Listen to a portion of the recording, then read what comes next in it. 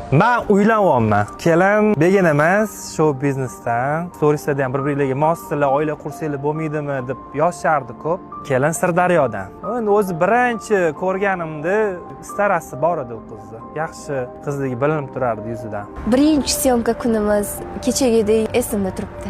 Hozir bizada vaziyat ozgina boshqacharoq. Bitta problema bor. Bitta uyda aka-ukalarim, jiyanlarim tiqilib yashaymiz. Xullas hozir uylanib yashashga uyimiz yo'q. Bitta uyimiz yo'q ekan deb yaxshi ko'rgan insonimdan, sevgan insonimdan voz kechib keta olmayman. Biz endi 3-4 ta odam bo'lsa ham taniydi-yu bizani. To'yimiz bo'ladi, masalan, jurnalist keladi, boshqa bo'ladi. O'sha payt chiroyli uyga olib kiray deyman-da. Aravani birga tortamiz deydigan gapi bor-da o'zi uni. Hozir aravani birga tortadigan vaqt. Bu narsa albatta erkak kishini xursand qiladi. Shu bitta uy bo'lsa, remonti bo'lsa, divani bo'lsa, televizori bo'lsa, bo'ldi. To'yxonadan olib chiqib, chiroyli uyga olib kirishi hozir iloji bormi, yo'qmi, uni bilmadim. Forrent ilovasi orqali albatta iloji bor.